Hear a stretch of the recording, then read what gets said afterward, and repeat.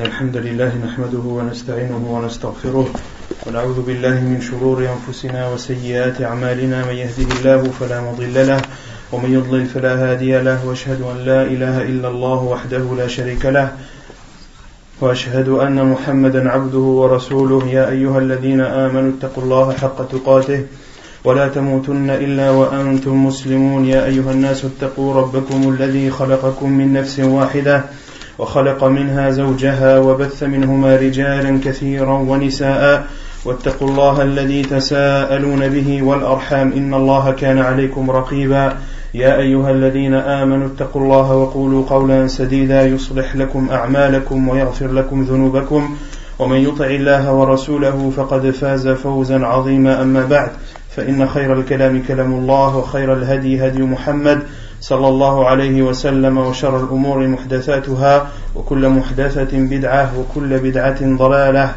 وكل ضلالة في النار. Donc nous continuons notre explication du livre Al-Wajiz fi fiqhi sunnati wal kitab al-aziz que l'on traduit par l'essentiel dans la compréhension du Coran et de la Sunna. La semaine dernière on avait traité de plusieurs sujets. Le premier, que lorsque l'imam prie, celui qui prie avec lui, lorsqu'il est seul, doit se placer à sa droite. Quelle est la preuve de cela? Quelle est la preuve que celui qui prie seul avec l'imam doit se positionner à droite de cet imam et non à gauche?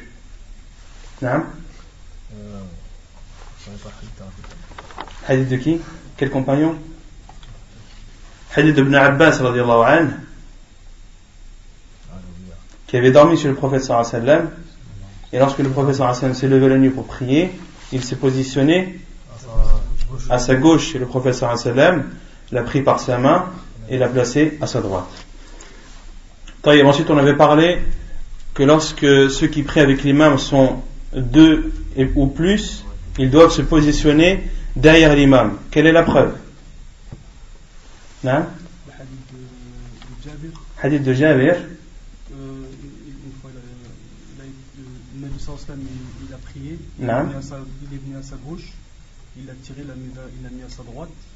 Et un autre sahabi est venu, Zubair, Jabbar, et il est venu, il a pris à sa gauche, il les a pris les deux par les deux mains et il les a tirés vers Ahsant. C'est le hadith de Jabir ibn Abdullah radiyallahu anhu qui dit qu'il avait prié avec le prophète alayhi salatu wassalam, qui s'est positionné à sa gauche, le prophète sallallahu alayhi wa sallam l'a pris par sa main, l'a mis à sa droite.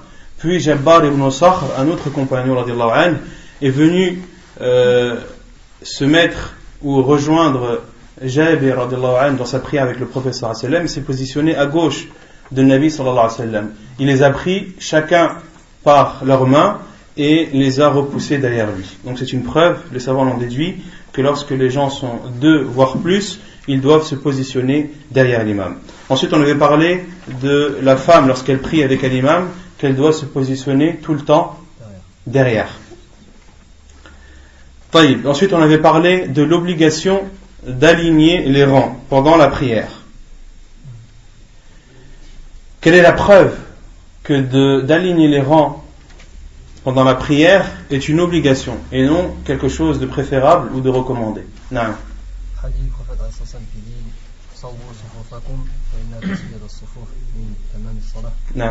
C'est la parole du prophète sallallahu alayhi wa sallam qui dit Istawu aw sawwu sufufakum fa inna taswiyata as-saffi min tamam as-salah. Et le prophète sallallahu alayhi wa sallam a dit Sawwu sufufakum. C'est un ordre du prophète sallallahu alayhi wa sallam, et on avait dit que l'ordre du prophète sallallahu alayhi wa sallam signifiait l'obligation jusqu'à la preuve du contraire. Or il n'y a pas de preuve dans la sunna du prophète sallallahu alayhi wa sallam qui viendrait prouver le contraire de cela. Qu'est-ce qu'on avait dit également sur les règles ou les comportements à avoir pendant le rang? Comment est-ce que le rang doit-il être? Il doit être droit, il doit être aligné, droit. Quelle est la preuve? Non? Il y avait le prophète il disait que il y a un sahabi disait que le prophète il a mis les rangs de sorte comme si une personne allait aligner la flèche de son arc. C'est la parole d'un compagnon qui disait que le prophète sallallahu alayhi wa sallam alignait les rangs de ses compagnons pour qu'ils soient droits, comme l'un d'entre nous taillait le bâton de sa flèche pour qu'il soit droit. Car une flèche, pour qu'elle soit efficace, il faut que son support, le support de la pointe, c'est-à-dire le bois, doit être droit. Il ne doit pas être tordu, il ne doit pas être ondulé, il doit être droit. Et au temps du prophète sallallahu alayhi wa sallam, il était connu que les gens qui préparaient leurs flèches insistaient sur ce bois et le taillaient de façon qu'il soit de la façon la plus droite possible et la plus parfaite possible. Et le prophète sallallahu alayhi wa sallam alignait les rangs de ses compagnons de la même façon. Ensuite, le prophète sallallahu alayhi wa sallam nous a ordonné aussi de fermer les espaces. وَسُدُّ الْخُلَلِ. Le prophète sallallahu alayhi wa sallam a dit أَقِيمُوا الصُّفُوفَ وَحَاذُوا بَيْنَ الْمَنَاكِبِ. Qu'est-ce que ça veut dire وَحَاذُوا بَيْنَ الْمَنَاكِبِ? Et mettez vos épaules à la même position. Les épaules de chacun d'entre nous doivent être alignées. وَسُدُّ الْخُلَلِ. Et le prophète sallallahu alayhi wa sallam nous ordonne de fermer les espaces. وَلِينُوا بِأَيْدِي إِخْوَانِكُمْ. Qu'est-ce que ça veut dire وَلِينُوا بِأَيْدِي إِخْوَانِكُمْ? Non? Soyez doux avec les mains de vos frères. Qu'est-ce que ça veut dire soyez doux avec les mains de vos frères? À part Bachir. Qui était là la semaine dernière? Non? Parce que à l'époque du prophète, les compagnons avaient l'habitude de tirer les frères, enfin les compagnons pour les rapprocher, fermer les espaces. Non, car le prophète a dit soyez doux avec les mains de vos frères, c'est-à-dire de vos frères qui seraient amenés à utiliser leurs mains pour aligner les rangs, qui seraient amenés à poser leurs mains sur votre poitrine, sur vos épaules, etc., pour vous reculer ou pour vous avancer. On avait dit qu'au temps du prophète sallallahu alayhi wa sallam, il y avait des personnes qui étaient désignées uniquement pour aligner les rangs. Ils étaient appelés au temps du prophète sallallahu alayhi wa sallam al-Musawwoun.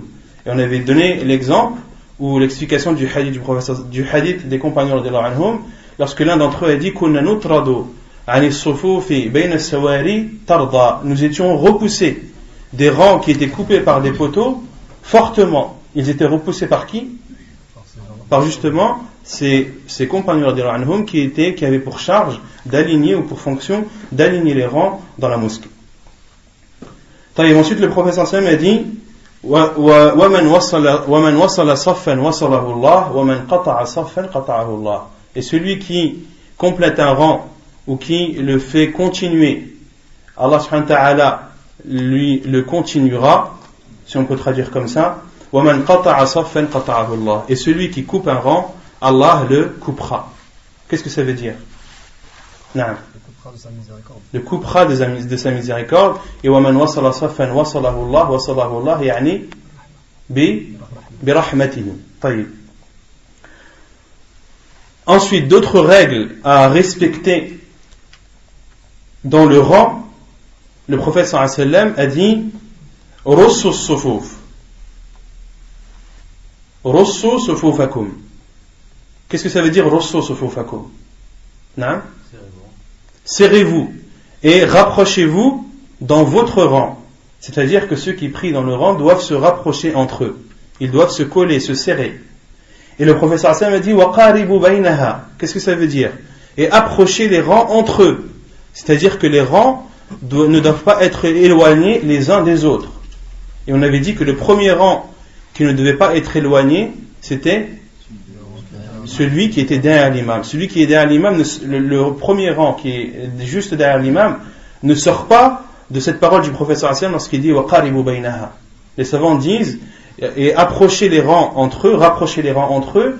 Le premier rang qui doit être rapproché, c'est le premier qui doit être rapproché de l'imam.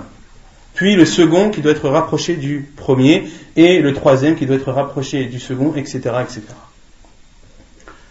وَحَاذُوا بِالْأَعْنَاقِ. Et le prophète sallallahu alayhi wa sallam a dit et alignez vos coups. Qu'est-ce que ça veut dire aligner vos coups? Non. Fermer de sorte que lorsqu'une personne se met au bout du rang et qu'il observe l'alignement du rang, tous les coups doivent être alignés. Ahsant. Les coups doivent être alignés, de telle sorte que si une personne se positionne au bout d'un rang et qu'il regarde le cou de ceux qui prient, ils doivent être alignés. D'accord? Il ne doit pas y avoir de cou qui dépasse un autre. Et ensuite le prophète sallallahu alayhi wa sallam a dit Fawalladhi nafsi biyadihi, et je jure par celui qui détient mon âme entre sa main, je vois le diable entrer bayna khalal as-saf, entre les espaces du rang, comme si c'était al-hadaf, et on avait dit al-hadaf c'était un petit agneau ou un bovin noir. Ghanamun sirarun soud. Ghanamun sirarun soud. Non? Un ovin. J'ai dit un ovin? Non, un ovin, afin. Bovin, c'est les vaches, les bœufs, etc. Un ovin, donc ça peut être une brebis, ça peut être une chèvre, etc. Taïb. Comment aligner les rangs? Qu'est-ce qu'on avait dit sur cela? Quels sont les moyens qui nous permettent d'aligner les rangs et de savoir qu'un rang est aligné? Non? Les chevilles doivent être collées, mais elles doivent être sur la même ligne. D'accord? Les chevilles doivent être sur la même ligne. Et quoi d'autre? Les épaules. Les épaules doivent être alignées. Quoi d'autre? Les coups, comme on a dit dans le hadith précédent. Et quoi d'autre? Les genoux. Le prophète sallallahu alayhi wa sallam a aussi parlé des genoux, que les genoux doivent être alignés également. Tout ceci sont des moyens qui permettent à la personne, à l'imam entre autres, ou à ceux qu'il a désignés pour aligner les rangs, de savoir qu'un rang est aligné ou non. Taïb. Ensuite, on a parlé des rangs des hommes et des rangs des femmes. Qu'est-ce qu'on avait dit sur les mérites du rang des hommes et sur le mérite du rang des femmes? Naam. Le meilleur des rangs pour les hommes, c'est les premiers. Naam. Et que les meilleurs des rangs pour les pires sont les derniers pour les hommes. Et pour les femmes, les pires sont les premiers et les meilleurs sont les derniers. Ahsant.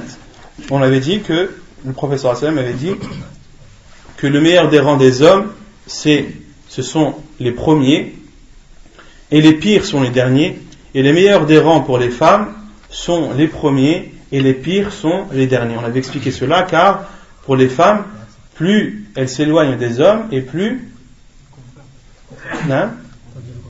On avait dit le meilleur des rangs pour les femmes sont les derniers et les pires sont les premiers. Afwan. Les meilleurs des rangs pour les femmes sont les derniers et les pires sont les premiers. On avait expliqué cela en disant que la femme, plus elle est éloignée des hommes, et mieux cela est pour elle. Et on avait dit que ce hadith, où le prophète sallallahu alayhi wa sallam a dit que le pire des rangs pour les femmes est le premier, qu'il ne fallait pas le prendre dans sa totalité, dans sa généralité, dans sa globalité, et que cela devait être pris en considération lorsque la femme prie derrière les hommes. Mais si les femmes prient entre elles, alors s'applique le hadith du prophète sallallahu alayhi wa sallam qui dit non, un autre hadith. Il y a celui-là, Inna Allah wa malaikatahu yusalluna ala as-saf al-awwal, mais il y a un autre hadith. S'ils connaissaient la valeur du premier rang et de l'adhan, ils feraient un tirage au sort. Donc ce hadith-là est général et il s'applique aux femmes lorsqu'elles sont entre elles. Ensuite, on avait parlé du mérite des premiers rangs. On avait cité le hadith du prophète sallallahu alayhi wa sallam, Inna Allah wa malaikatahu yusalluna ala as-sufuf al-awwal, qu'Allah et ses anges prient. On avait expliqué le terme prier, c'est-à-dire qu'Allah subhanahu wa ta'ala fait l'éloge de ceux sur qui il prie. Allah subhanahu wa ta'ala fait l'éloge de ceux qui prient dans les premiers rangs. Et on avait expliqué la parole des savants, la parole du prophète sallallahu alayhi wa sallam qu'ont donné les savants sur as-sufuf al-awwal, ala as-sufuf al-awwal. Qu'est-ce que ça veut dire les premiers rangs? Il y avait deux significations. À part Bachir. Non? C'est-à-dire tous les premiers rangs de plusieurs mosquées, différents groupes de... Non, donc la première explication c'était ala sufuf al-awwal, sur les premiers rangs, c'est-à-dire sur le premier rang de chaque mosquée, ou le premier rang de chaque jama'a, de chaque groupe qui prie. Et la deuxième explication, c'est tous les rangs sauf le dernier. Tous les rangs sauf le dernier sont considérés comme les rangs de devant.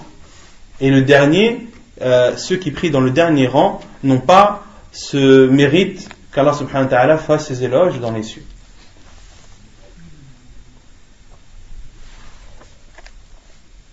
Ensuite, on avait parlé de qui devait se positionner derrière l'imam. On avait cité le hadith du prophète sallallahu alayhi wa sallam qui dit que se positionnent derrière moi ceux qui sont pubères et qui sont doués de raison. Ceux qui sont pubères et doués de raison. Comment reconnaît-on une personne pubère?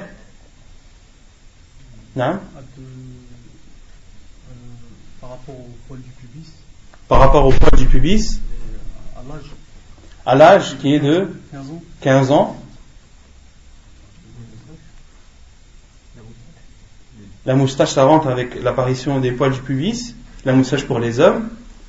On avait dit qu'il y avait trois moyens de distinguer. Le premier, khuruj al-mani, bishahwa, la sortie du sperme avec sensation de plaisir. Et ceci, les savants ont dit, les rijali wa lin-nisa, pour les hommes et pour les femmes. Le second, l'apparition de poils dans le pubis, et pour les hommes, l'apparition des poils de la moustache. Le troisième, l'âge de 15 ans. L'âge de 15 ans. Et les savants ont donné un quatrième signe ou moyen de reconnaissance qui est propre et spécifique aux femmes, qui est l'apparition des menstrues. Pourquoi est-ce que le professeur Hassan a dit ulul ahlami wan nuha? D'où vient le terme nuha? Qui vient du mot nuhiyah, qui signifie وهو العقل وسمي بذلك لأنه ينهى عن القبائح. On avait dit, les savants ont dit que nuha c'est le pluriel de nuhiyah, et nuhiyah signifie la raison, car la raison empêche et interdit la personne de faire des choses détestables. Ensuite, on avait parlé qu'il était détestable de prier dans un rang qui était coupé par des piliers, des poteaux. On avait cité le hadith de Muawiyah ibn Qurrah, selon son père, qui dit Kunna nunha an nasuffa bayna as-sawari ala ahdi Rasulillah sallallahu alayhi wa sallam wa nutradu anha tarda. On nous interdisait de faire des rangs entre les piliers au temps du prophète sallallahu alayhi wa sallam, et nous étions repoussés de ces rangs fortement. Et on avait dit que il était autorisé à une personne seule de prier entre deux poteaux. D'accord? Que ce qui était interdit, c'était de prier dans un rang coupé par un poteau, mais qu'une personne était autorisée, lorsqu'elle prie seule, de prier entre deux poteaux. On avait cité la preuve sur cela lorsque le prophète a prié dans l'enceinte de la Kaaba, et que Bilal radhiyallahu anhu a vu le prophète prier entre deux piliers. Taïb. Ensuite, on avait parlé des excuses qui permettent ou qui autorisent à la personne de ne pas assister à la prière en groupe. La première est al-bardu wal-matar, le froid et la pluie. Quelle est la preuve? Le hadith d'Ibn Omar, quand il a fait l'adhan, le jour où il faisait très froid et il y avait du vent, il a dit, au lieu de dire hayya ala salat, il a dit ala wa sallu fi rihalikum. Ala sallu fi rihal. Ahsant. C'est le hadith d'Ibn Omar radhiyallahu anhu qui, pendant une nuit où il y avait du froid et du vent, a dit à la place de hayya ala salah, dans son appel à la prière, ala sallu fi rihal, priez chez vous. Les savants ont déduit qu'il était autorisé de ne pas se rendre à la mosquée par temps de pluie et de froid, de grand froid. Une autre cause ou une autre excuse qui est acceptée pour ne pas se rendre à la mosquée, c'est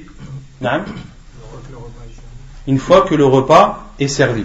une fois que le repas est servi, car le prophète sallallahu alayhi wa sallam a dit إِذَا وُضِعَ عَشَاءُ أَحَدِكُمْ وَأُقِيمَتِ الصَّلَاةِ فَابْدَأُوا بِالْعَشَاءِ وَلَا يُعَجِّلْ حَتَّى يَفْرَغَ مِنْهُ.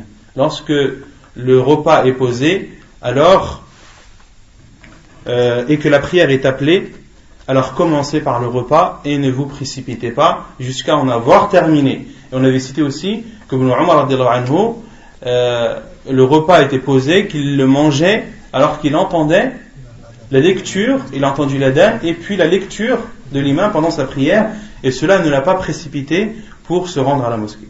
Ensuite, on avait cité la dernière cause qui est lorsque la personne est poussée des deux orifices. Lorsque la personne est poussée des deux orifices, cela lui permet et lui autorise de ne pas se rendre à la mosquée pour assister à la prière en groupe. طيب. يقول المؤلف صلاة المسافر, la prière du voyageur. والقصر واجب على المسافر في الظهر والعصر والعشاء.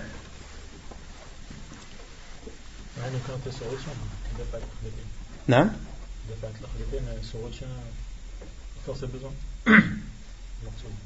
نعم. La quatrième cause, lorsque la personne est poussée des deux orifices, c'est-à-dire lorsqu'il a envie d'uriner ou de faire des excréments et qu'il se retient, et que le fait qu'il se retienne le déconcentre et l'empêche de faire sa prière correctement. Le professeur Sam a dit la salata bi hadrati ta'am wala wa huwa yudafi'uhu al-akhbatan, et il n'est pas légiféré de faire la prière, qu'une personne fasse sa prière dans cet état lorsqu'il a des envies pressantes. طيب. صلاة المسافر والقصر واجب على المسافر في الظهر والعصر والعشاء. قال الله تعالى وإذا ضربتم في الأرض فليس عليكم جناح أن تقصروا من الصلاة إن خفتم أن يفتنكم الذين كفروا.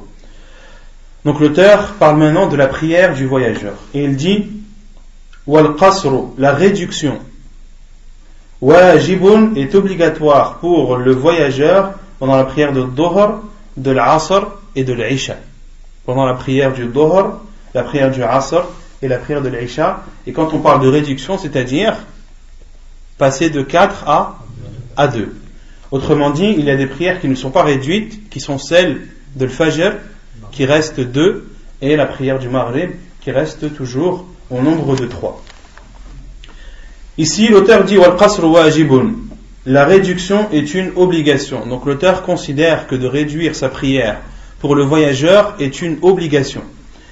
Et ce qu'il faut savoir, c'est que les savants, rahimahumullah, disent que la réduction est permise aux voyageurs qui ne voyagent pas pour faire un péché.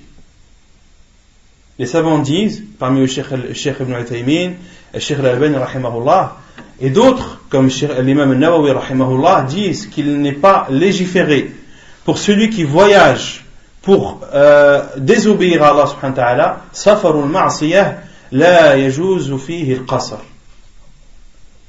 Pourquoi? Car c'est une aumône qu'Allah subhanahu wa ta'ala a fait pour ses serviteurs. C'est une dérogation qu'Allah subhanahu wa ta'ala a donnée à ses serviteurs pour qu'ils l'utilisent dans le bien. Et à partir du moment où ses serviteurs seraient amenés à utiliser cette faveur d'Allah subhanahu wa ta'ala pour faire un mal, il ne lui est pas autorisé de l'utiliser. Et c'est l'avis le plus sûr, wallahu a'lam. Donc lorsque l'on parle de diminution dans un voyage, c'est un voyage qui ne comporte pas de désobéissance. Une personne voyage sans désobéir à Allah subhanahu wa ta'ala. Quelle est la preuve qu'il est autorisé de réduire sa prière en état de voyage? La preuve, c'est la parole d'Allah subhanahu wa ta'ala وَإِذَا ضَرَبْتُمْ فِي الْأَرْضِ فَلَيْسَ عَلَيْكُمْ جُنَاحٌ أَن تَقْصُرُوا مِنَ الصَّلَاةِ إِنْ خِفْتُمْ أَن يَفْتِنَكُمُ الَّذِينَ كَفَرُوا. Et quand vous parcourez la terre, ce n'est pas un péché pour vous, ou il n'y a pas de mal pour vous de raccourcir de la salat, de la prière, si vous craignez que les mécréants ne vous mettent à l'épreuve. On comprend de ce verset, Allah subhanahu wa ta'ala dit وَإِذَا ضَرَبْتُمْ فِي الْأَرْضِ, et lorsque vous parcourez la terre, c'est-à-dire lorsque vous voyagez et que vous êtes amené à parcourir la terre, ce n'est pas un mal pour vous de raccourcir de la prière. Et Allah subhanahu wa ta'ala a dit, si vous craignez que les mécréants ne vous mettent à l'épreuve. Allah subhanahu wa ta'ala a restreint dans ce verset, a dit qu'il n'y a pas de mal pour vous de réduire votre prière si vous avez peur que les mécréants ne vous fassent du mal. Autrement dit, celui qui voyage sans avoir peur, est-ce qu'il lui est autorisé de raccourcir sa prière? Non. Si on lit ce verset, non. Justement, cette question, Omar ibn al-Khattab radhiyallahu anhu se l'est posée. Et il l'a posée par la suite au prophète sallallahu alayhi wa sallam. عن يعلى بن أمية أنه سأل عمر بن الخطاب عن هذه الآية فقال إن خفتم أن يفتنكم الذين كفروا فقد أمن الناس فقال عمر عجبت مما عجبت منه فسألت رسول الله صلى الله عليه وسلم عن ذلك فقال صدقة تصدق الله بها عليكم فاقبلوا صدقته. حديث صحيح رواه مسلم والنسائي وابن ماجه والترمذي. Selon Ya'la ibn Umayyah, il dit qu'il a demandé à Omar ibn al-Khattab radiyallahu anhu au sujet de ce verset. Il lui a dit, Allah subhanahu wa ta'ala a dit, in khiftum an yaftinakum alladhina kafaru. Si vous craignez que les mécréants ne vous mettent à l'épreuve. Et Ya'la ibn Umayyah a dit à Omar ibn al-Khattab, faqad amina an-nas. Maintenant les gens sont en sécurité, sont en paix. Et Omar ibn al-Khattab lui a répondu, je me suis posé la question comme tu te l'es posée et j'ai demandé au prophète sallallahu alayhi wa sallam sur ceci et il m'a répondu, sadaqatun tasaddaqallahu biha alaykum faqbalu sadaqatah. C'est une aumône qu'Allah subhanahu wa ta'ala vous a accordée, acceptez cette aumône de lui, acceptez son aumône, acceptez l'aumône d'Allah subhanahu wa ta'ala. Quelle est la preuve dans ce hadith qu'il est obligatoire de réduire sa prière en état de voyage? Non? Non. Le prophète sallallahu alayhi wa sallam a dit faqbalu sadaqatah. Et les savants ont dit wa hada lil wujub. Wa hada lil wujub. Ala kulli hal, il y a une divergence des savants sur la réduction de la prière. Certains savants disent que c'est une sunna fortement recommandée. Et d'autres savants disent que de la réduction de la prière est une obligation et c'est l'avis le plus sûr, wallahu a'lam. وعن ابن عباس قال فرض الله الصلاة على لسان نبيكم في الحضر 4 وفي السفر 2 وفي الخوف 1. حديث صحيح رواه مسلم وابو داود وغيره. Et selon Ibn Abbas radiyallahu anhu, il dit Allah subhanahu wa ta'ala a décrété ou a décrit ou a prescrit la prière par la bouche de votre prophète sallallahu alayhi wa sallam lorsque vous êtes résident de 4, lorsque vous êtes en voyage de 2 et lorsque vous êtes en état de peur de 1. De 4 rak'at en étant résident, de 2 rak'at en étant en état de voyage et de 1 rak'at en état de peur, autrement dit fi halat al-harb, pendant la guerre. Comme on avait vu que pendant la prière du combat, salat al-khawf, la prière de la peur, pendant le combat, il y a eu plusieurs façons rapportées dans la sunna du prophète sallallahu alayhi wa sallam, et parmi ces façons, il y a le fait de ne prier qu'une seule rak'a. La preuve dans la parole d'Ibn Abbas radiyallahu anhu, c'est sa parole qu'il rapporte du prophète sallallahu alayhi wa sallam, faradallahu, Allah subhanahu wa ta'ala a prescrit, autrement dit, il a rendu obligatoire. وعن عمر قال صلاة السفر 2 وصلاة الجمعة 2 والفطر والأضحى 2 تمام غير قصر على لسان محمد صلى الله عليه وسلم. حديث صحيح رواه النسائي وابن ماجه. Et selon Omar radiyallahu anhu, il dit la prière du voyage est de 2 rak'at, la prière de l'Jumu'ah est de 2 rak'at, la prière de l'Fitr et de l'Adha, des 2 fêtes, sont de 2 rak'at.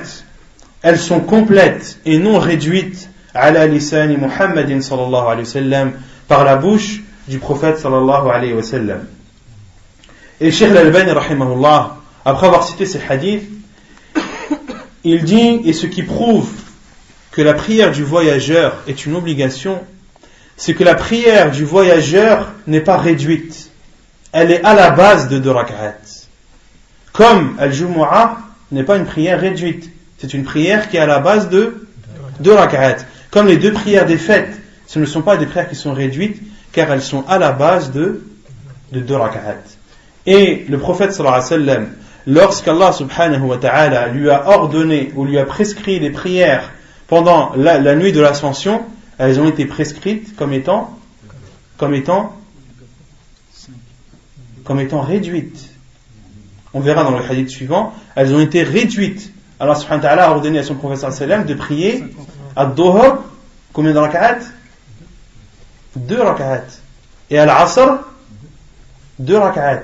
Et c'est lorsque le prophète sallallahu alayhi wa sallam a fait l'émigration à Médine que ces prières ont été ajoutées et sont passées de 2 à 4. نعم. وعن عائشة قالت الصلاة أول ما فرضت ركعتين فأقرت صلاة السفر وأتمت صلاة الحضر حديث صحيح متفق عليه. Quelle est la preuve de cela? C'est la parole de Aïcha radhiyallahu anha qui dit la prière au début a été rendue obligatoire, il a été rendu obligatoire de s'acquitter de 2 rak'at. فأقرت في صلاة السفر, et elle a persisté ou elle est restée ainsi pour la prière du voyageur. Et la prière du résident a été complétée, c'est-à-dire qu'elle était rajoutée de 2 rak'at pour les prières de Dhuhr et de Al-Asr et de Al-Isha. Donc tout cela nous prouve que de réduire ses prières pour le voyageur, ce n'est pas seulement une chose qui lui est demandée, mais c'est une chose obligatoire selon l'avis le plus sûr des savants. Wallahu a'lam. وعن ابن عمر قال صحبت رسول الله صلى الله عليه وسلم في السفر فلم يزد على ركعتين حتى قبضه الله وصحبت أبا بكر فلم يزد على ركعتين حتى قبضه الله أو حتى قبضه الله وصحبت عمر فلم يزد على ركعتين حتى قبضه الله ثم صحبت عثمان فلم يزد على ركعتين حتى قبضه الله وقد قال الله لقد كان لكم في رسول الله أسوة حسنة حديث متفق عليه. Et selon Ibn Umar radiallahu anhu, il dit j'ai accompagné le prophète sallallahu alayhi wa sallam pendant son voyage, il n'a pas prié plus de 2 rak'at jusqu'à ce qu'Allah subhanahu wa ta'ala les prie, c'est-à-dire jusqu'à ce que le prophète sallallahu alayhi wa sallam ait quitté ce monde. Puis j'ai côtoyé Abu Bakr, il n'a pas ajouté plus de 2 rak'at, c'est-à-dire pendant le voyage, jusqu'à ce qu'Allah subhanahu wa ta'ala le prenne. Et j'ai côtoyé Omar, il n'a pas ajouté plus de 2 rak'at dans son voyage jusqu'à ce qu'il soit mort. ثم صحبت, puis j'ai côtoyé Uthman radiyallahu anhu, et il n'a pas ajouté plus de 2 rak'at pendant son voyage jusqu'à avoir quitté ce monde. Et ensuite, وقد قال الله, Ibn Umar radiyallahu anhu a dit, et Allah subhanahu wa ta'ala a dit, لقد كان لكم في رسول الله أسوة حسنة. Il y a dans le prophète sallallahu alayhi wa sallam le meilleur des exemples. La parole d'Ibn Umar radiyallahu anhu est vraie, sauf pour Uthman radiyallahu anhu. Uthman radiyallahu anhu, on avait déjà parlé de ce sujet, lorsqu'il était à Minan, il priait les prières complètes de 4 rak'at. Et les compagnons l'ont repris sur cela, et parmi eux Abdullah ibn Mas'ud radiyallahu anhu, mais cela ne les a pas empêchés de prier derrière Uthman radiyallahu anhu 4 rak'at. Pourquoi? Car ils considéraient que la divergence était un mal. Que la divergence était un mal, et les savants ont déduit entre autres qu'une personne qui était voyageur, qui priait derrière un imam résident, doit prier la prière de cet imam et de ne pas le contredire, de ne pas aller à son encontre, car la divergence et la division en islam, c'est un mal. Le prophète sallallahu alayhi wa sallam a dit Al-khilafu shar, la divergence et la division est un mal. Et le hadith que prétendent beaucoup de personnes, khilafu ummati rahmah, la divergence de ma communauté est une miséricorde, c'est un hadith mawdou', c'est un hadith mensonger. Le prophète sallallahu alayhi wa sallam n'a jamais dit cela. D'accord? Et les savants, justement, qui considèrent que la réduction est une sunna fortement recommandée, utilisent justement ce fait de Uthman radiallahu anhu qui a pris 4 rak'at à Minan. Ils disent Uthman radiallahu anhu fait partie des khulafa ar-rashidin. Et le prophète sallallahu alayhi wa sallam a dit alaykum bi sunnati wa sunnati al-khulafa ar-rashidin. Donc c'est parmi les preuves des savants qui considèrent que la réduction de la prière pour le voyageur est fortement recommandée, c'est ce fait de Uthman radiallahu anhu. طيب مسافة القصر, la distance. نعم. Pourquoi t'as dit c'est pas vrai le hadith يعني Ibn Umar radiallahu anhu a dit de ce qu'il sait, a dit qu'il a côtoyé Uthman radiallahu anhu. Est-ce qu'il a côtoyé tout le temps? Il l'a côtoyé tout le temps? Il ne l'a pas côtoyé tout le temps. La preuve, c'est que Aminan Uthman radiallahu anhu a prié 4 rak'at. Donc Ibn Umar radiallahu anhu parle de ce qu'il sait. Mais il y a d'autres compagnons radiallahu anhum qui nous ont rapporté un autre fait de Uthman radiallahu anhu, qu'il a fait sa prière alors qu'il était en voyage en 4 rak'at. D'accord? Donc d'où ma parole lorsque j'ai dit que Ibn Umar radiallahu anhu a dit vrai dans ce qu'il a dit, sauf pour Uthman radiallahu anhu, car il a été rapporté que Uthman radiallahu anhu lui a prié 4 rak'at. Wallahu a'lam. La distance qui autorise ou qui permet de réduire la prière. Masafatul qasr. اختلف العلماء في تحديد المسافة التي تقصر فيها الصلاة اختلافا كثيرا حتى نقل ابن المنذر وغيره في هذه المسألة أكثر من 20 قولا والراجح أنه لا حد لذلك أصلا إلا ما سمي سفرا في لغة العرب التي بها خاطبهم عليه السلام إذ لو كان المقدار السفر حد غير ما ذكرنا لما أغفل عليه السلام بيانه البتة ولا أغفلهم سؤاله عليه السلام عنه ولا اتفقوا على ترك نقل تحديده في ذلك إلينا. C'est la parole de Ibn Hazm, وهذا من كلام Ibn Hazm rahimahullah في كتابه المحلى. Donc l'auteur rapporte une parole de l'imam Ibn Hazm dans son livre Al-Muhalla qui dit les savants ont divergé sur fi tahdidi, sur la délimitation de la distance par laquelle il est autorisé de réduire sa prière.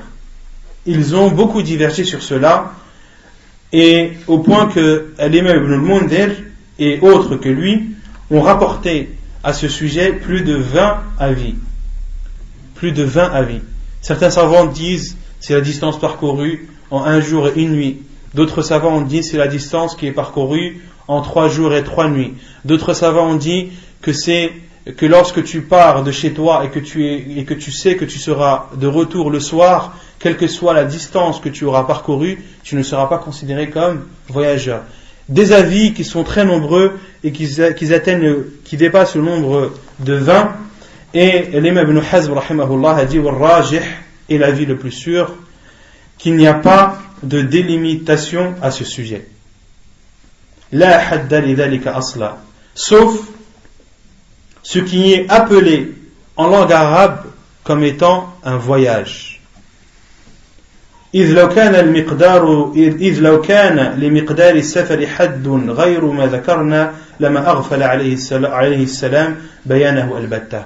Car s'il y avait une délimitation, si cette distance était connue au temps du prophète sallallahu alayhi wa sallam, le prophète sallallahu alayhi wa sallam n'aurait pas manqué de la définir.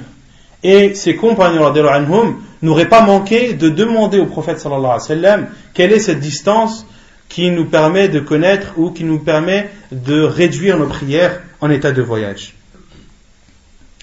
Donc l'avis le plus sûr, wallahu a'lam, c'est qu'il n'y a pas de délimitation bien précise. C'est ce qui est connu des gens.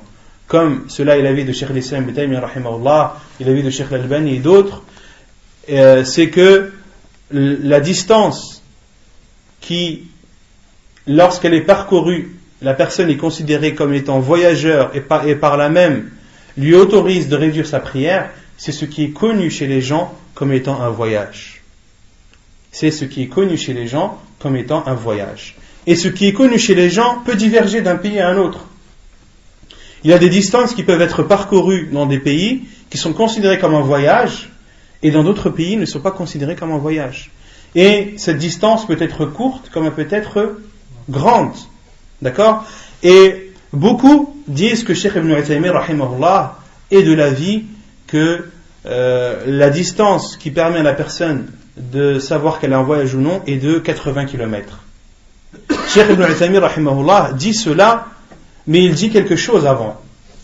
Il dit que l'avis de Cheikh al-Islam Ibn Taymiyyah est la vérité. L'avis de Cheikh al-Islam Ibn Taymiyyah est la vérité. Huwa as-sawab. C'est-à-dire que la distance est ce qui est connu chez les gens. Mais Cheikh Ibn Uthaymin, qu'est-ce qu'il dit ? Il dit, mais si ce qui est connu des gens ne permet pas à la personne de connaître si cette distance est considérée comme un voyage ou non. Car il y a peut-être des destinations où les gens, il n'y a pas de choses connues chez les gens comme pour définir cette destination.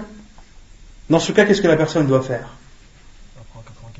Dans ce cas-là, Cheikh Ibn Uthaymin dit, dans ce cas, lorsque ce qui est connu des gens n'est pas connu justement, ou n'a pas été défini, que les gens n'ont pas de position sur cette distance, alors il doit prendre l'avis qui limite à 80 km. Et pourquoi certains savants ont délimité sur la 80 km ? Car ils ont calculé et ils ont vu que c'est la distance qui est parcourue à peu près en un jour et une nuit. Car dans des hadiths, il y a un jour et une nuit. Et les savants ont délimité cela à peu près 80 km. Comme le dit Cheikh Ibn Uthaymin, comme le dit également Cheikh Ibn Baz, rahimahullah ta'ala. Mais il faut d'abord prendre en considération ce qui est connu des gens. D'accord ? Par exemple, nous qui sommes ici à Paris, quelqu'un qui va à Orléans, est-ce que c'est un voyageur ou pas ? C'est un voyageur ou pas ? Ça dépend. Pourquoi ça dépend ? Si c'est connu comme un voyage. Justement, c'est ce que je demande. Est-ce que c'est connu comme un voyage celui qui va à Orléans ? Celui qui va à Bordeaux ? Celui qui va à Évreux ? Celui qui va à Évreux, c'est connu comme un voyage ou pas ? Il y a plus de 100 km, je sais, mais est-ce que c'est considéré comme un voyage ? Chez nous ? Celui qui va à Évreux, est-ce qu'on dit, ouais, machallah, il est parti en voyage ? Non. Il est parti à Évreux, c'est une distance qui est longue, mais chez nous, ici, c'est pas considéré comme un voyage. D'accord ? Ainsi de suite.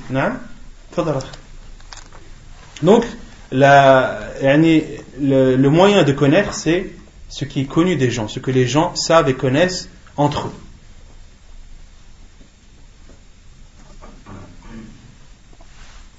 طيب.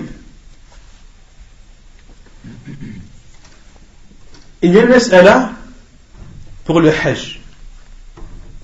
Ceux qui sont des habitants de la Mecque, d'accord ? Lorsqu'ils vont à Minan, est-ce qu'ils doivent prier la prière en 2 rak'at ou non ? Est-ce qu'ils doivent faire al-qasr ou non ? Ils font le qasr ou non ? Non ?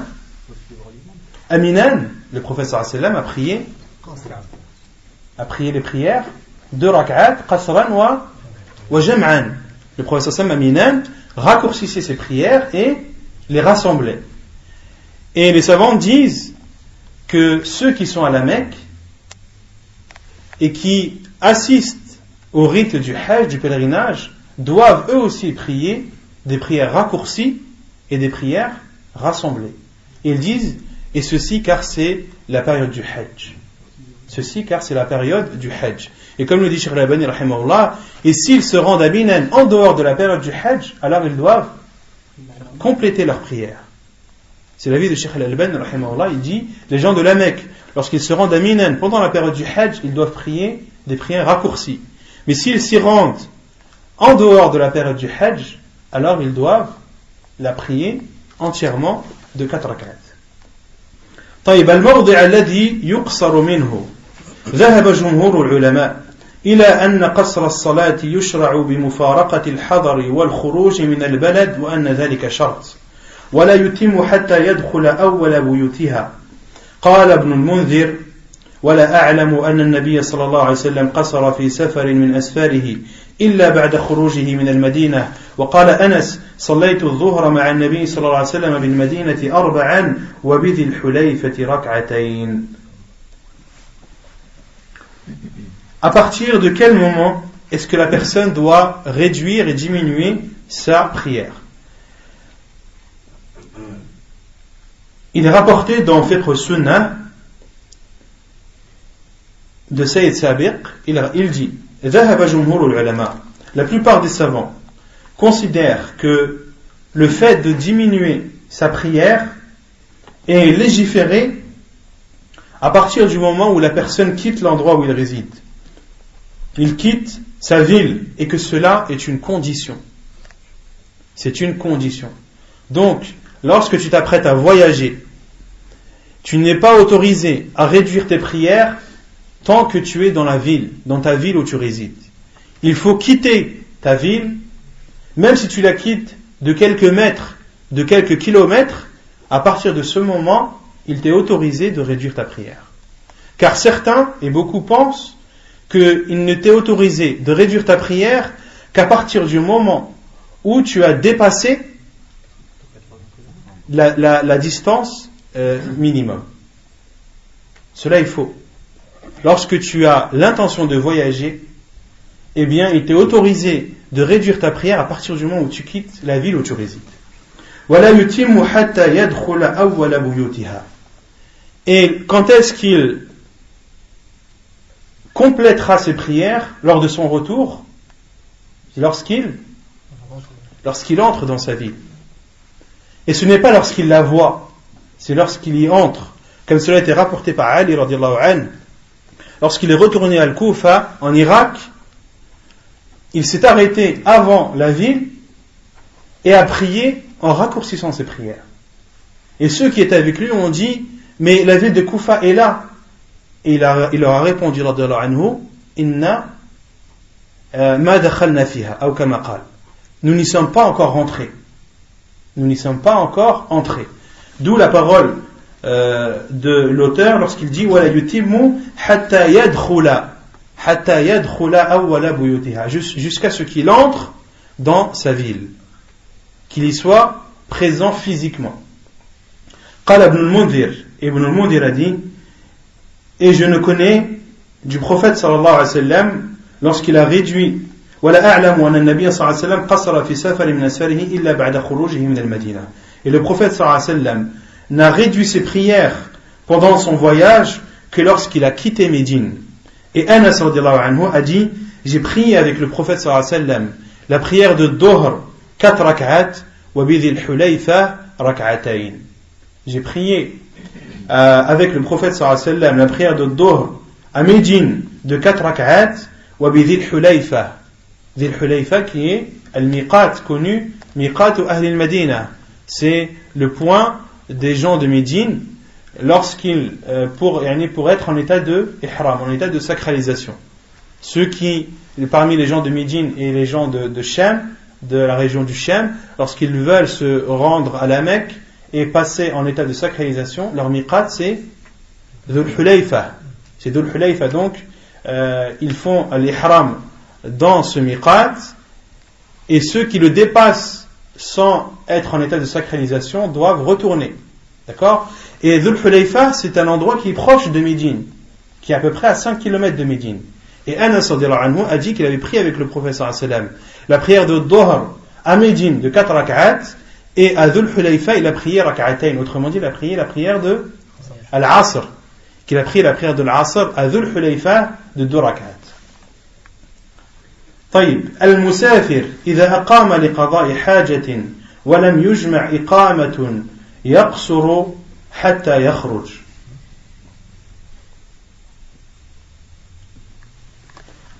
Le voyageur, lorsqu'il réside ou lorsqu'il stationne dans un endroit pour finir une affaire et qu'il ne pense pas y résider, il doit alors réduire sa prière jusqu'à ce qu'il sorte, jusqu'à ce qu'il reparte. عن جابر قال أقام النبي صلى الله عليه وسلم بتبوك 20 يوما يقصر الصلاة. حديث صحيح رواه أبو داود. Autrement dit, l'auteur a dit que celui qui voyage pour une affaire et qu'il se rend dans un pays dont il n'a pas l'intention de résider, et qu'il reste dans ce pays ou dans cet endroit tant que son affaire n'est pas terminée. Et son affaire peut se terminer du jour au lendemain.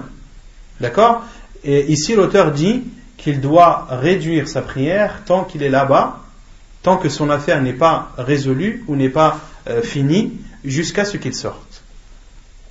La preuve est le hadith de Jabir radiyallahu anhu qui dit que le prophète sallallahu alayhi wa sallam a stationné à Tabouk 20 jours, yaqsuru as-salah, que le prophète sallallahu alayhi wa sallam est resté à Tabouk 20 jours et il réduisait sa prière. Hadith authentique rapporté par Abu Daoud. وقال ابن القيم ولم يقل صلى الله عليه وسلم للأمة لا يقصر الرجل الصلاة إذا أقام أكثر من ذلك ولكن اتفق إقامته هذه المدة كما في فقه السنة. Ibn al-Qayyim rahimahullah a dit, et le prophète sallallahu alayhi wa sallam n'a pas dit à sa communauté de ne pas réduire sa prière s'il reste plus que cela. Mais le prophète sallallahu alayhi wa sallam est resté ce laps de temps car c'était ce laps de temps qui lui était nécessaire. Autrement dit, que le prophète sallallahu alayhi wa sallam soit resté à Tabouk 20 jours. Le prophète sallallahu alayhi wa sallam n'a pas dit si vous restez plus de 20 jours, alors terminez ou complétez vos prières. Le prophète sallallahu alayhi wa sallam n'a pas dit cela. Il est resté 20 jours car c'était les jours qui lui étaient nécessaires à Tabouk. C'est ce que veut dire Al-Imam Ibn al-Qayyim rahimahullah.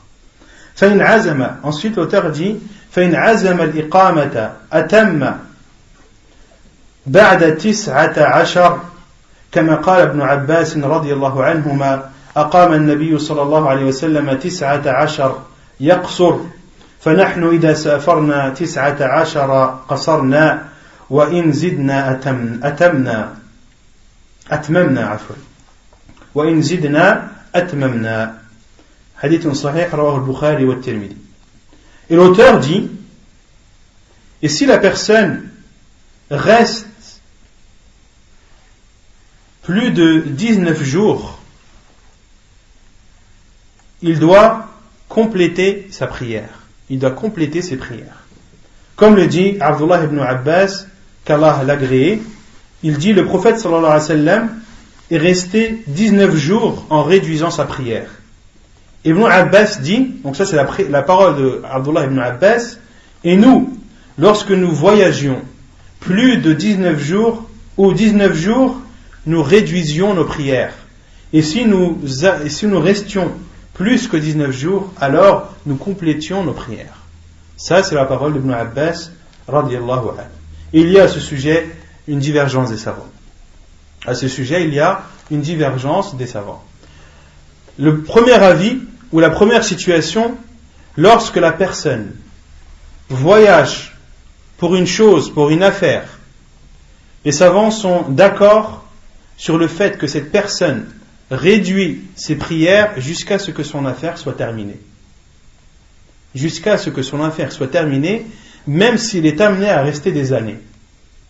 Même s'il est amené à rester des années. Et s'il voyage et sait qu'il va rester un laps de temps bien défini dans l'endroit où il va voyager, là il y a une divergence des savants. Certains savants ont dit s'il reste plus de 4 jours, il doit compléter ses prières. D'autres ont dit s'il reste plus que 15 jours, il doit compléter ses prières. D'autres ont dit s'il reste plus de 19 jours, il doit compléter ses prières.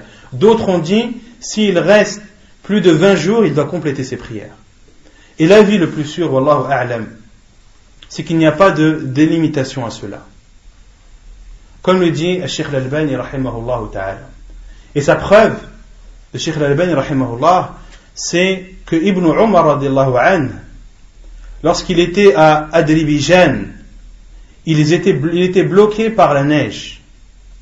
Et il est resté 6 mois en réduisant ses prières.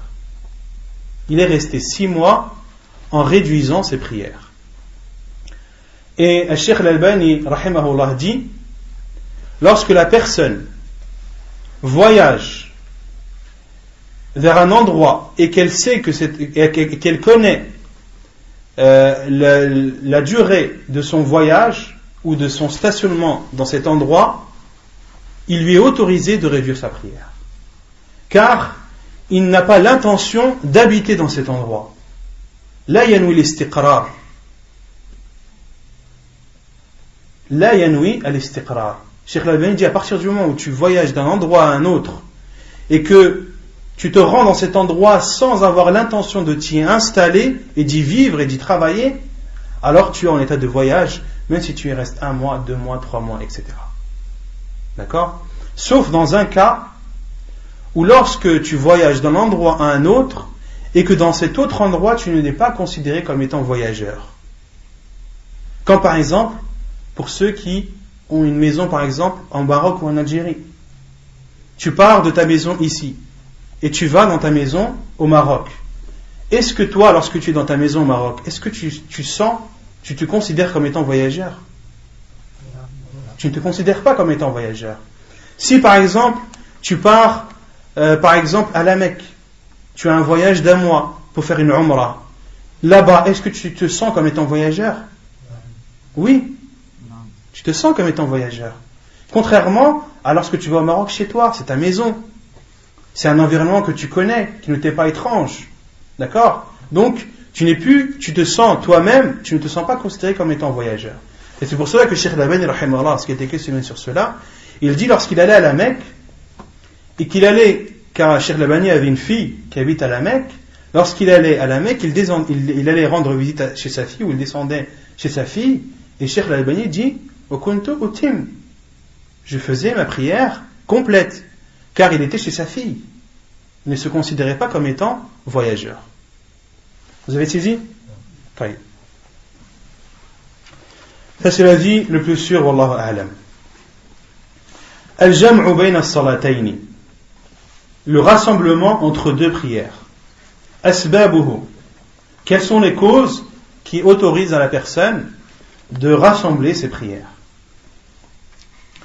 السفر أولا السفر عن أنس قال كان رسول الله صلى الله عليه وسلم إذا ارتحل قبل أن تزيغ الشمس أخر الظهر إلى وقت العصر ثم نزل فجمع بينهما فإذا زاغت الشمس قبل أن يرتحل صلى الظهر ثم ركب حديث متفق عليه.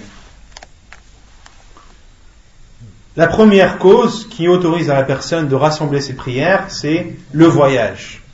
La preuve, c'est le hadith de Anas qui dit, lorsque le prophète sallallahu alayhi wa sallam partait en voyage avant que le soleil ne dépasse le zénith, il retardait la prière du Dhuhr jusqu'à la prière du Asr.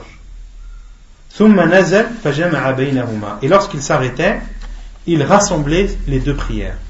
Autrement dit, lorsque le prophète sallallahu alayhi wa sallam voyageait avant la prière de Dhuhr, lorsqu'il s'arrêtait à l'heure de l'Asr, il rassemblait al-Dhuhr et al-Asr à l'heure de l'Asr. فإن زاغت الشمس قبل أن يرتحل صلى الظهر ثم ركب. Et lorsque le soleil avait dépassé son zénith, autrement dit, lorsque l'heure de Dhuhr était entrée, et que le prophète sallallahu alayhi wa sallam avait l'intention de voyager, il priait d'abord al-Dhuhr, puis voyager. Autrement dit, on a déduit de ce hadith qu'il est autorisé de faire jam' al-ta'khir, qu'il est autorisé de faire le rassemblement, si on peut traduire comme ça, retardé. C'est-à-dire que tu retardes une prière pour la rassembler avec la prière suivante. Autrement dit, ici, le prophète sallallahu alayhi wa sallam a retardé la prière de Dhuhr pour la prier à l'heure de l'Asr. Autrement dit, il a fait jam' al-ta'khir, ce que les savants appellent jam' al-ta'khir. وعن معاذ أن النبي صلى الله عليه وسلم كان في غزوة تبوك إذا ارتحل قبل أن تزيغ الشمس أخر الظهر حتى يجمعها إلى العصر يصليهما جميعا وإذا ارتحل بعد زيغ الشمس صلى الظهر والعصر جميعا ثم سار وكان إذا ارتحل قبل المغرب أخر المغرب حتى يصليها مع العشاء وإذا ارتحل بعد المغرب عجل العشاء فصلاها مع المغرب حديث صحيح رواه أبو داود والترمذي.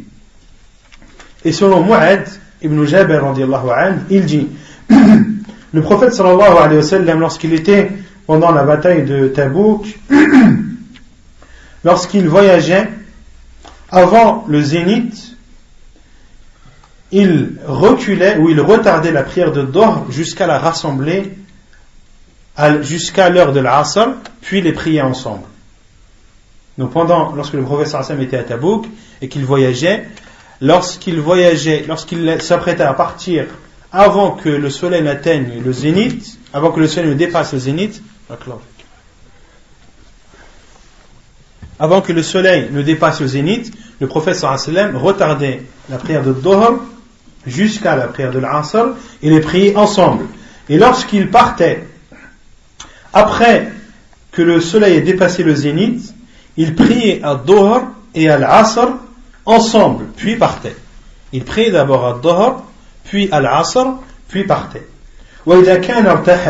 Et lorsqu'il partait avant la prière du Maghrib, il reculait la prière du Maghrib jusqu'à la prier avec l'Isha.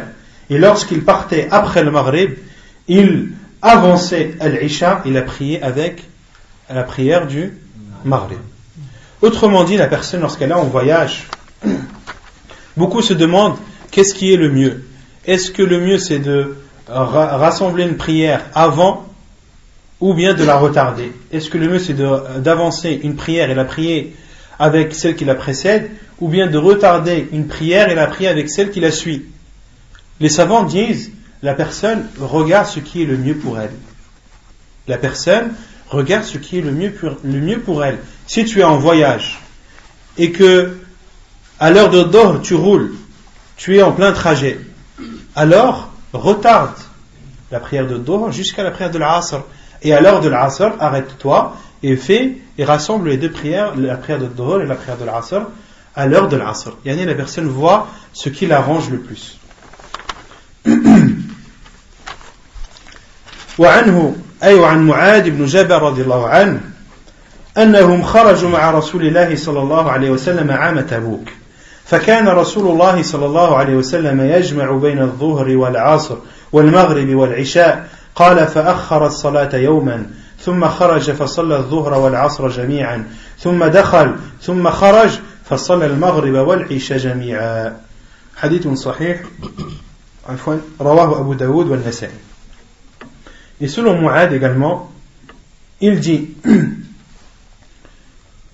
qu'ils étaient sortis avec le prophète sallallahu alayhi wa sallam l'année de Tabouk, l'année où il y avait la bataille de Tabouk.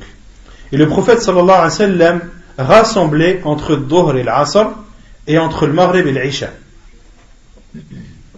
Et lorsque l'on lit la parole de Mu'ad, yajma'u bayna al-Dhuhr wal-Asr wal-Maghrib wal-Isha. Si on lit textuellement, il rassemblait entre Dhuhr et l'Asr et le Maghrib et l'Isha. Il ne faut pas comprendre que le prophète sallallahu alayhi wa sallam rassemblait les quatre en même temps, mais il en rassemblait deux à l'heure de chacune, à l'heure d'une des deux prières. Autrement dit, il rassemblait al-Dhuhr avec al-Asr et il rassemblait al-Maghrib avec al-Isha. D'accord? Car certains pourraient comprendre qu'il est autorisé de rassembler les quatre prières en même temps. Non. قال فأخر الصلاة يوما. Puis Mu'ad ibn Jabal dit, et le prophète sallallahu alayhi wa sallam a retardé la prière un jour, puis est sorti à prier à Dhuhr et à l'Asr ensemble, puis est rentré, il est ressorti, puis a prié à al-Maghrib et à l'Isha ensemble. Qu'est-ce qu'on déduit de ce hadith du prophète sallallahu alayhi wa sallam? Tout d'abord, de rassembler les prières, ce n'est pas une chose obligatoire. Les savants disent de rassembler la prière, c'est une chose préférable. Ce n'est pas obligatoire comme le fait de la réduire. Donc de réduire la prière, l'avis le plus sûr c'est que c'est obligatoire, mais de rassembler les prières, al-jam', les savants disent que c'est préférable. Ce n'est pas obligatoire. Qu'est-ce que l'on déduit du hadith de Mu'ad ibn Jabal? Certains savants disent, lorsque tu es en état de voyage et que tu es en route, que tu te déplaces, d'accord? Alors dans ce cas, il t'est préférable de rassembler tes prières. Tu roules, à l'heure de Dhuhr, tu es encore en train de rouler et tu sens encore que tu peux faire plus, donc tu te dis que tu vas rassembler la prière de Dhuhr à l'heure de l'Asr. D'accord? Là, tu rassembles, pourquoi? Car tu es en trajet. Certains savants disent, lorsque tu stationnes pendant ton voyage, le mieux c'est de ne pas rassembler. Lorsque tu stationnes pendant ton voyage, le mieux c'est de ne pas rassembler. Supposons que tu veuilles faire une pause toute l'après-midi, de l'heure de Dhuhr jusqu'à l'heure de l'Asr. Autrement dit, tu t'es arrêté pendant l'heure de Dhuhr et pendant l'heure de l'Asr. Certains savants disent que le mieux pour toi dans ce cas, c'est de ne pas rassembler, car tu n'en as pas le besoin. Ça, c'est l'avis de Cheikh Ibn Uthaymin, rahimahullah ta'ala. Mais l'avis le plus sûr, wallahu a'lam, c'est qu'il est préférable, même lorsque tu es en état de stationnement, de rassembler tes prières. La preuve, c'est le hadith de Mu'adh. Où est la preuve dans le hadith de Mu'adh? Ahsant. Thumma kharaja, thumma dakhal. Dans le hadith de Mu'adh ibn Jabal, les compagnons étaient en voyage. Mais ils ont dit, lorsque le prophète sallallahu alayhi wa sallam est sorti, a prié à Dhuhr et à l'Asr ensemble, puis est rentré, puis est ressorti et a prié à Al-Maghrib et à l'Isha ensemble. Autrement dit, le prophète sallallahu alayhi wa sallam, est-ce qu'il était en déplacement? Non, il était en stationnement. Et comment est-ce qu'on sait qu'il était en stationnement? C'est qu'il est rentré et il est sorti. Et une personne, lorsqu'elle rentre et lorsqu'elle sort, c'est qu'elle est posée. Elle n'est pas en train de rouler ou en train de se déplacer. Donc l'avis le plus sûr, wallahu a'lam, c'est que lorsque tu es en état de voyage, que tu sois en train de rouler ou que tu sois en état de stationnement, qu'il t'est préférable de faire al-jam', de rassembler tes prières, wallahu a'lam. ثانيا المطر عن نافع أن عبد الله بن عمر كان إذا جمع الأمراء بين المغرب والعشاء في المطر جمع معهم. La deuxième cause qui permet à la personne de rassembler ses prières, c'est la pluie. Selon Nafi', il dit que Abdullah ibn Umar, lorsque les émirs rassemblaient la prière de l'Maghrib et de l'Isha, en temps de pluie, ils rassemblaient la prière avec eux. Car au temps des compagnons radiyallahu anhum, qui étaient les imams? C'était les gouverneurs. Au temps des compagnons et même après, ceux qui étaient imams, ceux qui étaient gouverneurs, c'était eux qui présidaient la prière. Au temps du prophète sallallahu alayhi wa sallam, qui était Amirul Mu'minin? C'était le prophète sallallahu alayhi wa sallam. C'était le gouverneur des musulmans. Et c'était lui aussi qui se chargeait de présider la prière. Et Abdullah ibn Umar, lorsque les émirs à son temps, à son époque, lorsque les gouverneurs à son époque rassemblaient les prières de l'Maghrib et de l'Isha en temps de pluie et qu'il était amené à prier derrière eux, il rassemblait aussi sans les contredire. D'accord? Sans les contredire et sans condamner ce geste de leur part. Non. Là on parle de rassembler. Lorsque il pleut, il est uniquement autorisé de rassembler et non de réduire la prière. وعن هشام بن عروة أن أباه عروة وسعيد بن المسيب وأبا بكر ابن عبد الرحمن ابن الحارث بن هشام ابن المغيرة المخزومي كانوا يجمعون بين المغرب والعشاء في ليلة المطيرة في الليلة المطيرة إذا جمعوا بين الصلاتين ولا ينكرون ذلك. صحيح رواه مالك والألباني في الإرواء. Et selon Hisham ibn Urwa, selon son père Urwa, selon Saïd ibn al-Musayyab, selon Abu Bakr ibn Abdurrahman ibn al-Harith ibn Hisham ibn al-Mughira al-Makhzoumi, qu'il rassemblait entre le Maghrib et l'Isha pendant des nuits pluvieuses, il rassemblait entre deux prières et personne ne les contredisait et personne ne condamnait ce geste de leur part. وعن موسى بن عقبة أن عمر بن عبد العزيز كان يجمع بين المغرب والعشاء الآخرة إذا كان المطر وإن سعيد بن المسيب وعروة ابن الزبير وأبا بكر ابن عبد الرحمن ومشيخ ذلك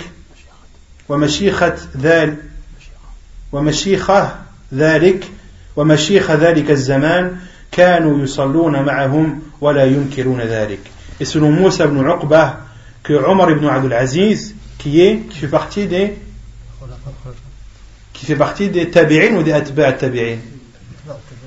Atba' al-Tabi'in, que Omar ibn Abdul Aziz rassemblait entre le Maghrib et l'Isha lorsqu'il pleuvait, et que Saïd ibn al-Musayyib et Urwa ibn Zubayr et Abu Bakr ibn Abdurrahman et les shuyukh de cette époque, lorsqu'ils priaient avec eux, ils ne condamnaient pas cela.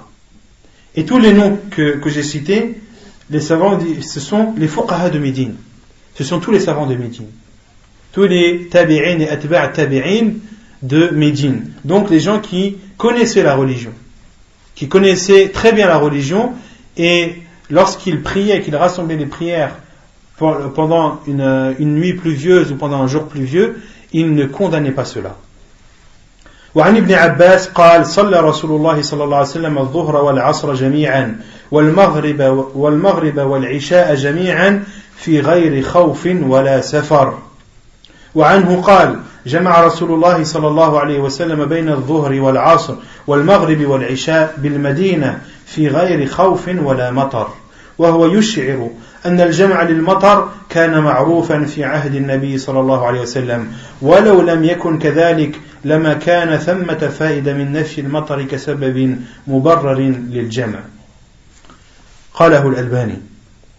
Et selon Abdullah ibn Abbas radiallahu anhu, il dit que le prophète sallallahu alayhi wa sallam a prié al-Dhuhr et al-Asr ensemble, et al-Maghrib et al-Isha ensemble, sans qu'il n'y ait de peur ni de voyage, sans peur ni voyage.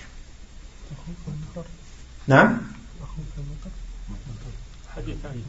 Hadith Sanina. Il y a deux hadiths. Le premier hadith de Abdullah ibn Abbas, c'est sans peur et sans voyage.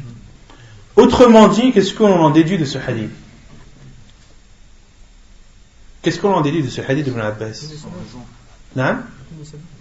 Bidoun et sabab, sans raison. Premièrement, mais on en déduit une deuxième chose. Ahsant. Que la peur, c'est une cause qui permet de rassembler les prières. Car Ibn Abbas a dit, le prophète sallallahu alayhi wa sallam n'a pas rassemblé ses prières en état de peur ni en état de voyage. Autrement dit, de rassembler les prières en état de peur et en état de voyage était une chose qui était connue des compagnons radiyallahu anhum. D'accord? Puis Abdullah ibn Abbas dit dans un autre hadith, Jama'a, que le prophète sallallahu alayhi wa sallam a rassemblé entre Dhuhr et l'Asr et entre Al-Maghrib et l'Isha à Médine sans peur ni pluie. Sans peur ni pluie. On en déduit de ce hadith que la peur et la pluie sont des causes qui te permettent de rassembler les prières. Qui te permettent de rassembler les prières. D'où la parole de Cheikh Al-Albani rahimahullah, il dit, et l'on comprend de cela, que de rassembler les prières en temps de pluie était connu au temps du prophète sallallahu alayhi wa sallam. Et si cela n'était pas connu, alors pourquoi alors il n'y aurait pas de bénéfice à dire sans peur ni pluie? D'accord? Si cela n'était pas connu au temps du prophète sallallahu alayhi wa sallam, pourquoi est-ce qu'Abdullah ibn Abbas aurait dit sans qu'il n'y ait de pluie ni de peur? C'est clair? Taïb. Et certains savants, comme Cheikh l'Islam Ibn Taymiyyah rahimahullah, ont dit il est autorisé aussi de rassembler les prières lorsqu'il y a des vents violents et lorsqu'il y a un froid glacial. Lorsqu'il y a des vents violents et lorsqu'il y a des vents glaciaux et des vents forts. Quelle est la preuve de cela? Le hadith qu'on avait vu la semaine dernière. Ibn Omar, quand il avait fait l'adhan, il avait dit quand le jour il faisait froid, il y a eu un vent. Il a dit non, dans le hadith d'Ibn Omar radiyallahu anhu, lorsque dans son adhan il a dit as-salatu fi rihal, on en déduit que lorsqu'il pleut, il t'est autorisé de prier chez toi. Est-ce qu'on en déduit où il y a la preuve qu'il est autorisé de rassembler les prières? Vous êtes d'accord? Dans le hadith d'Ibn Omar, lorsqu'il parle du froid et de la pluie, il dit as-salatu sallu fi rihal, priez chez vous. Il n'a pas dit ijma'u bayna as-salatayn. Quelle est la preuve? Non? Le hadith où la khawf wa la matar, c'est connu quand il pleut, souvent il y a des vents, il y a des... Non, les savants ont dit wa ma yaqumu maqam al-matar. Yani, pourquoi est-ce qu'il nous est autorisé de rassembler les prières en temps de pluie? car c'est gênant de sortir en étant de pluie. C'est gênant. Et lorsqu'il y a de la neige, ce n'est pas gênant. Lorsqu'il y a un vent violent, ce n'est pas gênant. Et l'autre preuve, c'est la parole de Ibn Abbas lorsqu'il a été questionné, lorsqu'il a dit, justement après ce hadith, lorsqu'il a été questionné, pourquoi est-ce que le prophète sallallahu alayhi wa sallam a-t-il rassemblé ses prières sans avoir peur, ni sans qu'il soit en voyage, ou sans qu'il n'y ait de pluie? Et Abdullah ibn Abbas a dit, arada an la yuhrija ummatah. Il ne veut pas causer de gêne à sa communauté. Donc tout ce qui cause une gêne, eh bien il était autorisé de rassembler. Comme le dit Cheikh al-Islam Ibn Taymiyyah rahimahullah, qu'il est autorisé de rassembler lorsqu'il y a un froid glacial et lorsqu'il y a des vents violents. Wallahu a'lam. Voilà. Non. On pourrait comprendre que de temps en temps il est permis de jumar comme ça. Non, pas sans raison. Et si on lit le hadith là. Non. Justement, le hadith il s'arrête à min ghayri khawfin wala matar. L'auteur s'est arrêté à la parole de Abdullah ibn Abbas sans qu'il y ait de peur ni de pluie. Mais après, on verra après, dans le 4e point, Abdullah ibn Abbas a été questionné. Pourquoi est-ce que le prophète sallam a fait cela? Et Abdullah ibn Abbas a dit, arada an la yuhrija ummata, il ne veut pas causer de gêne à sa communauté. Les savants ont déduit, lorsque la personne éprouve une gêne, alors il lui est autorisé de rassembler. Mais lorsqu'elle éprouve une gêne. Ouais, mais une personne pourrait te dire, maintenant, moi quand je suis en travail, je ne peux pas faire ma salat dhuhr, je suis obligé, je peux que la faire en... Ça peut très bien être compréhensible qu'une personne dans son travail ne puisse pas occasionnellement faire ses prières à l'heure. Il peut être, par exemple, une personne peut très bien avoir une réunion importante. Et ce serait pour lui une gêne de faire ad-dhuhr à son heure et al-asr à son heure. Et comme c'est une réunion qui est occasionnelle et que ça lui causerait une gêne de faire sa prière, alors il est autorisé de temps en temps de faire al-jam'. ثالثا الحاجة العارضة عن ابن عباس قال صلى رسول الله صلى الله عليه وسلم الظهر والعصر جميعا بالمدينة في غير خوف ولا سفر. قال أبو الزبير فسألت سعيدا لما فعل ذلك؟ فقال سألت ابن عباس كما سألتني، فقال أراد أن لا يحرج أحدا من أمته. وعنه قال جمع رسول الله صلى الله عليه وسلم بين الظهر والعصر والمغرب والعشاء بالمدينة في غير خوف ولا مطر. قيل لابن عباس وما أراد إلى ذلك؟ قال أراد أن لا يحرج أمته. قال الإمام النووي رحمه الله في شرح مسلم وذهب جماعة من الأئمة إلى جواز الجمع في الحضر للحاجة لمن لا يتخذه عادة، وهو قول ابن سيرين وأشهب من أصحاب مالك، وحكاه الخطابي عن القفال والشاشي الكبير من أصحاب الشافعي عن أبي إسحاق المروزي عن جماعة من أصحاب الحديث، واختاره ابن المنذر ويؤيده ظاهر قول ابن عباس أراد أن لا يحرج أمته فلم يعلله بمرض ولا غيره والله أعلم. Donc la troisième cause qui te permet de rassembler tes prières, c'est le besoin nécessaire. Un besoin nécessaire. عن ابن عباس نعم العارض نعم un besoin occasionnel. بارك الله فيك. Un besoin occasionnel. عن ابن عباس, selon Ibn Abbas, il dit le prophète sallallahu alayhi wa sallam a prié à Dhuhr et à l'Asr ensemble à Médine, sans peur ni voyage. Abdullah ibn Zubayr a dit, j'ai demandé à Saïd, pourquoi a-t-il fait cela? Abu Zubayr a questionné Saïd, pourquoi a-t-il fait cela? Il a répondu, j'ai demandé à Ibn Abbas comme tu m'as demandé, et il m'a répondu, il ne voulait pas causer de gêne à qui que ce soit de sa communauté. Et selon Abdullah ibn Abbas également, le prophète sallallahu alayhi wa sallam a rassemblé entre Dhuhr et l'Asr et le Maghrib et l'Isha à Médine sans peur ni pluie. Il a été dit à Ibn Abbas, que voulait-il par cela? Il a répondu, il ne voulait pas causer de gêne à sa communauté. Et l'imam al-Nawawi rahimahullah a dit dans son livre Sharh Sahih Muslim, et l'avis d'une partie des imams et l'autorisation de rassembler les prières en étant résident pour celui qui en a le besoin, à condition qu'il ne prenne pas cela comme une habitude.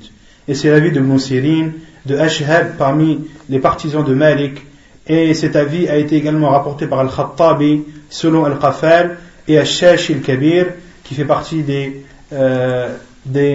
compagnons de Al-Shafi'i selon Abi Ishaq Al-Marwazi selon une partie ou un groupe des gens du hadith, et c'est l'avis qu'a choisi Ibn al-Mundhir rahimahullah, et cet avis est soutenu par la parole d'Ibn Abbas radiyallahu anhu lorsqu'il a dit il ne voulait pas causer de gêne à sa communauté. Il n'a pas restreint cette gêne à une maladie ou autre.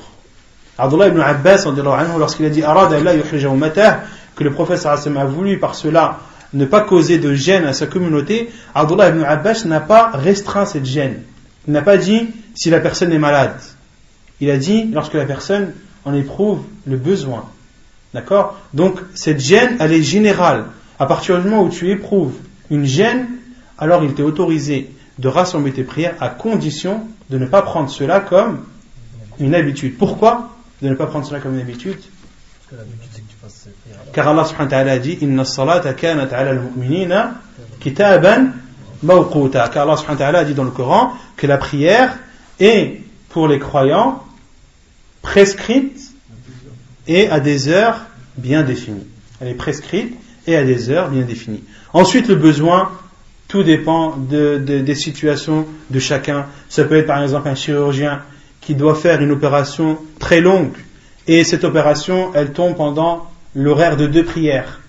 Il lui est autorisé de rassembler ces 2 prières car il en éprouve le besoin, etc., etc. À partir du moment où tu éprouves une gêne et un besoin et que ce besoin est occasionnel et que tu es résident, que tu n'es pas voyageur, il t'est autorisé de rassembler tes prières occasionnellement. Wallahu a'lam. Il y avait une question qui avait été posée la semaine dernière, il y a 2 semaines. Un frère qui avait posé la question. Une personne qui est résidente, elle part en voyage à l'heure de Dohor et n'a pas prié de Dohor. Elle part en voyage, en état de voyage. Cette prière de Dohor, comment est-ce qu'il doit la prier ? Est-ce qu'il doit la compléter ou est-ce qu'il doit la prier réduite ? Sachant qu'il est parti d'ici en étant résident et à l'heure de la prière. Vous voulez un exemple ? Une personne qui part à l'heure de Dohor. L'heure de Dohor, on va dire que c'est à 2 heures. L'heure commence à 2 heures. Une personne a été excusée, ne s'est pas rendue à la mosquée. Elle part en voyage, n'a pas prié de Dohor. Elle part en voyage, elle se dit je vais prier de Dohor lorsque je serai sur la route. À l'heure de l'Asr, il est en plein voyage. Il veut rassembler ces 2 prières. Est-ce qu'il a le droit de raccourcir la prière de Dohor, sachant qu'il est parti à l'heure de Dohor en étant résident ? Non.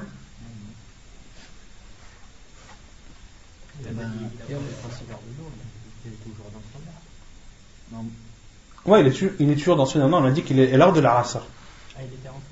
Là, il est en voyage, il s'est arrêté à l'heure de la Asr.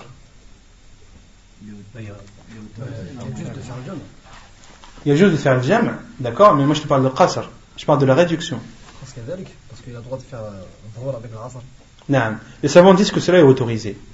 Il est autorisé lorsque tu pars à l'heure d'une prière que tu n'as pas faite et que tu ne l'accomplis qu'en état de voyage, il t'est autorisé de la raccourcir. Comme le dit Cheikh Ibn Uthaymin, rahimahullah ta'ala. Mais Cheikh Ibn Uthaymin dit aussi une autre chose, c'est qu'une personne qui est résidente, qui avait l'intention de prier sa prière en étant résident, mais l'a oublié, puis voyage, et se rappelle en état de voyage qu'il n'a pas prié cette prière. Il reste sur sa niya. Une personne qui, à l'heure de Dohor, n'a pas pu se rendre à la mosquée. Il est excusé, il a une raison valable parmi celles que l'on a citées. Il avait l'intention de prier Dohor en étant résident, puis de prendre la route du voyage. Mais il a oublié. Et il s'en est rendu compte que lorsqu'il était en voyage. Là, le Cheikh Ibn Uthaymin dit il doit prier à Dhuhr combien? 4 rak'at. Pourquoi? Car le prophète sallallahu alayhi wa sallam a dit Man nama an salatin aw nasiyaha falyusalliha. Celui qui dort pendant une prière ou qui l'oublie, qu'il l'a pris. C'est-à-dire qu'il prie cette prière qu'il a oubliée. C'est-à-dire qu'il l'a pris comme il devait la prier. Qu'il l'a pris comme il devait la prier, c'est-à-dire complète. Car il était résident. Donc cette prière, il devait la faire complète. Ça, c'est pour celui qui a oublié. Mais pour celui qui avait l'intention, déjà en partant, avant de partir, de faire ad-dhuhr et de la rassembler avec al-asr et de les raccourcir, alors il lui est autorisé de raccourcir.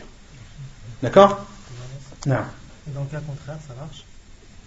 Dans le cas contraire, c'est-à-dire un voyageur qui rentre chez lui. Non. Pareil, Cheikh Ibn Uthaymin dit la même chose. Celui qui était en voyage, qui avait l'intention de prier une prière en état de voyageur, et qu'il a oublié, qu'il s'en est rappelé qu'en étant résident, ici il dit il doit aussi prier la prière raccourcie. Car il applique le même hadith, falyusalliha, qu'il l'a pris, c'est-à-dire comme il devait la prier. Wallahu a'lam. ونكتفي بهذا القدر وصلى الله وسلم وبارك على نبينا محمد وعلى آله وصحبه أجمعين وآخر دعوانا أن الحمد لله رب العالمين.